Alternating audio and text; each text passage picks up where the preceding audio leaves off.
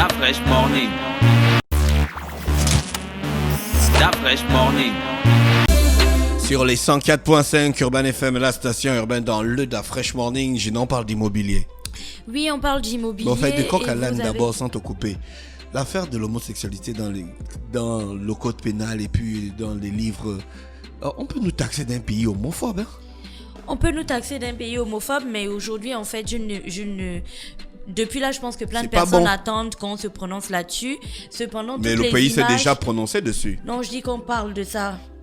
J'ai vu par exemple des gens jeudi, vendredi qui m'ont dit il faut absolument que tu fasses une rubrique là-dessus.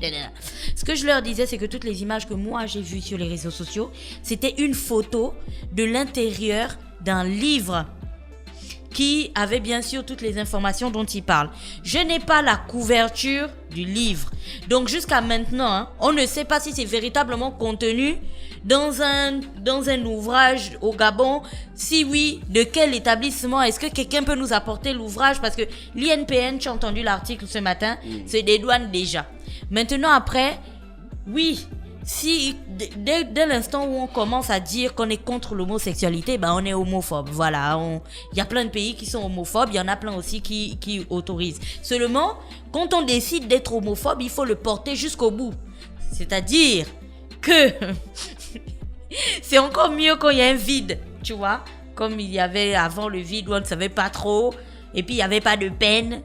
Voilà, tu vois, c'était bien. Cependant, dès que tu commences à dire que c'est interdit, il faut déjà aller jusqu'au bout. Le législateur a dit que c'est interdit. Donc, il faut déjà savoir que dans le prochain rapport, par exemple, sur les droits de l'homme, ou je ne sais pas la liberté de je ne sais pas quoi dans le monde, le Gabon a peut-être reculé de 5 ou de 10 places. Parce qu'on a mis une loi on a voté une loi chez nous qui dit que l'homosexualité est interdite. Après, il faut retirer la déclaration universelle des droits de l'homme dans non, il y a les organisations qui font les trucs des lois là. Tu vois, c'est vraiment comme tu entends le doing business quoi. Si aujourd'hui le Gabon s'élève et puis dit que désormais toutes les PME qui se créent par exemple payent une taxe de 100 francs pour la photocopie, c'est fini hein. Ça là, le doing business va dire que là on massacre la création d'entreprises dans le pays, on recule encore plein de points. C'est trivial ce que je dis, c'est vraiment j'en tiré par les cheveux, mais en gros c'est pour vous dire que c'est des petites choses en fait, des petites lois, bon je dis des petites lois, c'est de grosses lois, mais c'est des décisions que l'on prend qui peuvent avoir un gros impact. Maintenant il y a un gros débat autour de ça, oui ou non l'homosexualité est enseignée à l'école, et si c'est oui, comment est-ce que c'est fait, est-ce que c'est bien fait, est-ce que c'est bien de le faire, est-ce que c'est pas bien de le faire, bref, pourquoi est-ce qu'on ne débat jamais de rien dans ce pays au fait? On pourrait s'asseoir, faire un vrai débat avec les gens qui sont pour et puis les gens qui sont contre. Si tu appelles des gens qui sont pour l'homosexualité, venir défendre l'homosexualité, tout le monde va te dire, non, moi si je viens défendre l'homosexualité, on va dire que je suis pédé. Si tu appelles des gens pour dire que viens descendre l'homosexualité, puisque tu es contre, il va te dire, ouais, mais après on va me voir comme un homophobe, mais portez vos positions, enfin je sais pas, acceptez-les jusqu'au bout. La plupart des gens qui font les débats sur les réseaux sociaux là, c'est sur les réseaux sociaux quoi. Mais venez à la radio, allez-y à la télévision, apportez des arguments. Au-delà de oui, vous me passerez l'expression, au-delà de oui, c'est un PD, c'est une lesbienne, ça c'est pas des arguments. Les arguments c'est oui, par exemple, ça ne devrait pas être fait de telle manière parce que, du genre, ça ne devrait pas être enseigné à l'école de cette manière parce que on n'aurait pas dû voter cette loi, parce que peut-être dans la prise de la loi ou je sais pas son vote ou dans son institution, ou je sais pas, un truc dans le genre, ça n'a pas été bien fait. Donc dans le fond, dans la forme, mais venez avec des arguments qui font en sorte qu'on ait une autre image de la problématique, parce que les discussions des réseaux sociaux, ça reste encore des discussions de quartier. Comme disait Jean-Paul ce matin, c'est vraiment au fur et à mesure que l'alcool augmente et puis la discussion devient philosophique. Après ça devient philosophique, là on n'est pas dans la philosophie. Portez vos coronesses, asseyez-vous. Et puis si vous êtes pour, dites véritablement que vous êtes pour et vous donnez vos points de vue, vos arguments, des choses qui feraient en sorte que peut-être les personnes qui vous écouteraient changeraient d'avis. Si vous êtes contre, dites que vous êtes contre et vous dites exactement ce qui pourrait faire en sorte que certaines personnes changent d'avis. Pour ma part, parce que je vous entends d'ici, ouais mais toi tu es à quel niveau? Pour ma part, avant de me prononcer, j'attends toujours d'avoir toutes les informations, parce que réagir dans la chaleur, Bah, ça emmène très loin. Donc voilà, c'était la petite parenthèse de ce matin. Et on arrive donc à la rubrique de ce jour et je disais qu'on parlerait d'immobilier. Je pense que vous avez certainement dû voir ce communiqué de presse du ministère des Aménagements fonciers, l'urbanisme, de l'habitat et du logement qui disait que conformément à la loi numéro 006 du 9 août 2017 portant réglementation de la profession d'agent immobilier en République gabonaise, le ministre des Aménagements fonciers, de l'urbanisme, de l'habitat et du logement organise une campagne d'attribution d'autorisation d'exercer dans le secteur immobilier du 10 novembre au 31 décembre 2019. Cette campagne vise à organiser et réguler le dit secteur aux fins de protéger les consommateurs. Donc au sens de la présente loi, la profession d'agent immobilier porte sur l'ensemble des prestations suivantes: l'achat, la vente, la location et la sous-location en nu ou en meublé d'immeubles bâtis ou non bâtis, l'achat, bref, c'est très long, donc je vous laisserai lire ce communiqué vous-même. Vous le retrouverez sur la page Facebook du ministère des Aménagements fonciers, de l'urbanisme et de l'habitat. On retient juste que le ministère procède en ce moment à une grande campagne pour distribuer des autorisations d'exercer dans le secteur de l'immobilier. Et puis donc, quand on parle d'immobilier, vous savez que c'est vraiment un sujet très sensible parce qu'au Gabon, dès qu'on parle d'immobilier, on commence à devenir un petit peu, les gens commencent à se braquer parce que la question du logement est véritablement une question très très épineuse au Gabon. Il y a pas de demi-mesure. Où tu as de l'argent et tu peux bien te loger, ou tu n'as pas d'argent et tu ne peux pas bien te loger, et puis le proprio te floue, et puis les agents immobiliers, qu'on appelle aussi vulgairement les démarcheurs, te flouent, et ainsi de suite. Donc, lorsqu'on a vu cette communication du ministère sur l'attribution des autorisations d'exercer dans le secteur de l'immobilier, oui, vas-y, ok, il y a pas de problème. Cependant, on avait un petit peu envie de s'arrêter sur concrètement en fait, que font les agents immobiliers et puis où est-ce qu'on est censé aller avec cette question d'immobilier. Je vais expliquer la question au fur et à mesure qu'on va arriver. En définitive, l'agent immobilier, c'est en fait l'intermédiaire qu'il y a entre celui qui vend ou qui fait louer sa maison, donc le propriétaire, et puis de l'autre côté, celui qui se trouve dans le besoin, donc l'acheteur ou le locataire, en fonction des situations. Dans certains cas, l'agent immobilier peut être compétent pour administrer, gérer, conserver le patrimoine immobilier aussi de quelqu'un. C'est-à-dire que Dafresh a construit 4 immeubles et puis franchement, il n'a pas envie de s'en occuper. Donc, il le donne à un agent immobilier. Je n'ai pas donc, d'immeuble. il le donne à un agent immobilier qui gère ce genre de choses et qui se charge aussi de chercher, bien sûr, des personnes, soit pour vendre les immeubles Dafresh, soit pour les faire louer. Lui, il a 4 immeubles à la Sablière. Donc, voici en gros le rôle d'un agent immobilier. Au fur et à mesure, peut-être que la situation du logement au Gabon s'est dégradée. Quand je dis au fur et à mesure qu'elle s'est dégradée de quelle manière? C'est quand on a eu une grosse vague de personnes qui ont commencé à vivre à Libreville et que les maisons et les appartements disponibles n'étaient pas suffisants pour tout le monde. Alors, il y a eu dans les quartiers populaires une sorte d'urbanisation folle et non contrôlée qui a fait en sorte que les gens s'établissent dans des espaces où il fallait pas s'établir.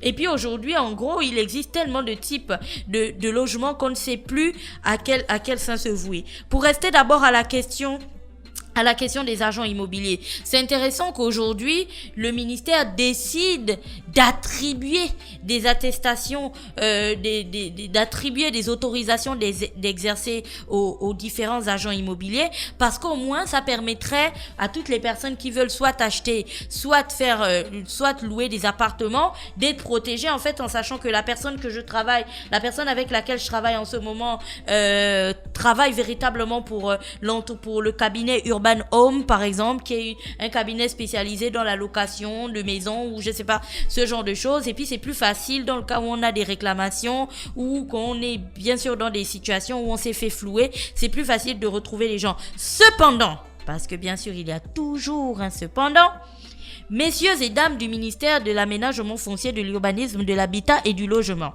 la véritable question de l'habitat et du logement au Gabon n'est pas uniquement liée comment on s'appelle, aux agents immobiliers ou aux démarcheurs ou à comment vous allez les appeler, peu importe. Parce qu'en gros, ces personnes-là ne sont que des intermédiaires. C'est pour ça qu'aujourd'hui, je voulais absolument qu'on parle d'elles. C'est qu'elles sont au milieu et puis tu as de l'autre côté, tu as l'acheteur ou le locataire et puis de l'autre côté, tu as le propriétaire. En gros, la problématique du logement au Gabon ne dépend pas uniquement de ces agents immobiliers-là. La problématique du logement dépend premièrement du coût.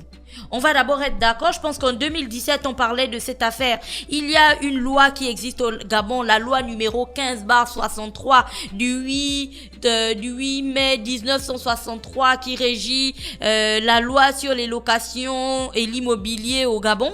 Jusqu'à aujourd'hui, je ne sais pas si cette loi a été changée, encore qu'elle date de 1963, donc c'était juste après les indépendances. On comprend que l'environnement n'est plus le même, on ne peut plus utiliser cette loi. Mais en 2017, souviens-toi, ça avait fait un tollé parce que cette loi en fait présentait, tu vois, on disait que maison en planche, 2 chambres, salon, cuisine, terrasse, machin, location 50 000 par mois. Vous vous souvenez de cette publication? C'était sur les réseaux sociaux. Oui, c'était donc une partie de cette loi, de cette fameuse loi 15/63 du 8 mai 1963. Et puis on est toujours aujourd'hui dans une situation où on a l'impression qu'au Gabon, chacun est capable de fixer les tarifs de sa maison comme il veut. Alors qui évalue véritablement la valeur d'une maison? C'est que quand on est là, est-ce que dans les attributions les attributions d'autorisation que l'on va donner aux agents immobiliers là, on va vraiment s'assurer qu'il y ait des agents immobiliers qui ont la capacité d'évaluer la maison d'un propriétaire et de dire que par rapport à la localisation de votre maison, à la superficie de votre maison, à tout ce que vous avez investi à l'intérieur. Donc si on est dans un design grand luxe, moderne, tout vide, un truc simple, machin, voici le tarif que pourrait avoir votre maison. Ou on est plus dans la situation où tu as un proprio qui est chez lui, qui a fini de bâtir sa maison et puis il regarde ça, il se dit que ouais, en fait mes charges du mois dans mon autre maison s'élève à 500 000, donc je vais mettre ma maison à 700 000 à prendre ou à laisser. Parce que c'est comme ça en fait que ça se passe sur le marché. Il y a une sorte de surenchère qu'on ne comprend pas et les populations, donc les Gabonais sont les premiers à payer parce que étant donné qu'il y a une sorte de déficit du logement, tu es obligé de prendre ce qui se présente à toi. Parce que tu sais que si tu ne prends pas, la prochaine fois que tu trouveras un truc en bordure de route ou dans une zone où on ne te braquera pas H24, tu vas trimer avant d'arriver là. Donc, l'une des problématiques, mais vraiment concrètes et graves de la question du logement au Gabon reste le prix, la fixation du tarif de la vente au moins. Je sais pas, on va pas parler de la vente parce qu'après là-bas ça va aller sur le titre foncier, les trucs comme ça. Quoique moi je n'ai jamais vu de mes yeux un titre foncier de la République gabonaise, mais bon, on n'en parlera pas. Donc, on va juste rester sur la location. Et comme je le disais, il est important aujourd'hui qu'on arrive à réglementer un petit peu le secteur et qu'on arrive à fixer des tarifs où on est conscient que une maison d'une chambre, par exemple, ne pourrait pas arriver à 500 000, sauf peut-être chose extraordinaire que l'on aurait mise à l'intérieur. Ou je sais pas, une maison de 2 chambres ne peut pas être louée à 1 million. Enfin, il faut des personnes pour évaluer les tarifs des maisons. Donc ça, c'est l'une des problématiques. Où en est-on aujourd'hui? La deuxième problématique, messieurs et dames du ministère des aménagements fonciers, de l'urbanisme et de l'habitat, la deuxième problématique reste encore le contrat de location. Alors, combien de personnes au Gabon ont déjà été dans des maisons, ont déjà loué des appartements et puis du jour au lendemain, ça fait 2 ans que tu es là, ça fait 3 ans ton proprio, il n'a rien ajouté dans la maison, mais après 2 ans, il te fait parvenir une note où il t'appelle te disant que désormais, il va augmenter le loyer de 50 000, de 20 000 ou je ne sais pas.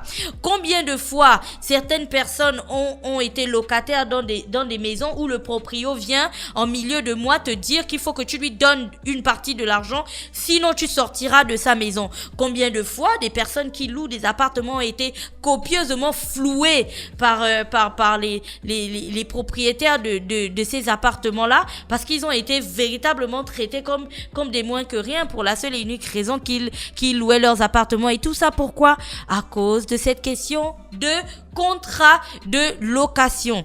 Alors, aujourd'hui, le contrat de bail, tu te souviens d'Afresh, on va rechercher l'émission avec monsieur Emmanuel Yegeze, qui à l'époque était directeur général de la direction de la consommation, la direction générale de la consommation et de la concurrence, qui était venu parler ici d'une vaste opération où on invitait les Gabonais à présenter leur contrat de bail parce que.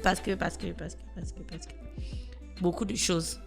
Mais aujourd'hui donc le temps a passé, il y a eu tous ces parce que là qu'il fallait présenter des contrats de bail. Où est-ce qu'on en est aujourd'hui? Il y a encore plein de Gabonais qui se font flouer, il y a plein de personnes qui vivent un enfer pour la simple et unique raison que il n'y a pas assez de logements et du coup, ils sont obligés de marcher avec un propriétaire qui est vicieux et qui chaque jour dicte sa loi en fait. Et vous le savez. Donc oui, je suis d'accord pour les agents immobiliers. Mais qu'en est-il aussi de la question du contrat de bail? Et puis, mesdames et messieurs, du ministère des aménagements fonciers, de l'urbanisme et de l'habitat. Qu'en est-il aujourd'hui de la question de la régularisation des personnes qui ont leur terrain depuis et puis qui essaient de faire des titres fonciers, mais ça prend tellement de temps et on a l'impression que c'est quelque chose de mystique au point où... D'Afresh, as-tu déjà vu un titre foncier de tes yeux? Oui? C'était un titre foncier de qui? De quelqu'un. Tu n'avais pas cité son nom à la radio quand même. Je n'ai jamais vu un titre foncier de ma vie et je suis sûre que les personnes qui m'écoutent, il y en a plein qui n'en ont jamais vu. Alors, quand je dis que je n'en ai jamais vu, c'est pas que ça n'existe pas. C'est que c'est tellement rare qu'on a l'impression qu'attribuer un titre foncier ici, dans ce pays, à quelqu'un relève du mystère et de la magie. Donc oui, mesdames et messieurs du ministère des aménagements fonciers, de l'urbanisme et de l'habitat, qu'en est-il de votre peut-être collaboration, partenariat, je sais pas, la NUTTC, c'est un détachement du ministère. Où est-ce qu'on en est aujourd'hui?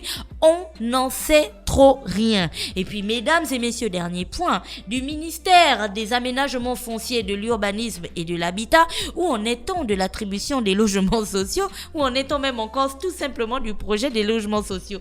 Est-on encore avec la SNLS? Avons-nous basculé dans autre chose? Le projet a-t-il été abandonné? Est-ce qu'on peut encore espérer avoir des logements sociaux aujourd'hui? Bref, il y a tellement de questions autour des logements que, please, au-delà des agents immobiliers, il y a tellement de choses plus percutantes.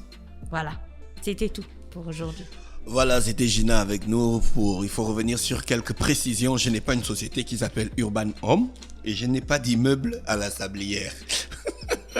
Parce que vous croyez tout et n'importe quoi. Si, d'Afresh a 4 immeubles à la Sablière et il a une entreprise. Arrête de dire, c'est les gens qui vont te croire. Urban Home, donc si vous voulez des appartements, il y a des appartements vides et des appartements...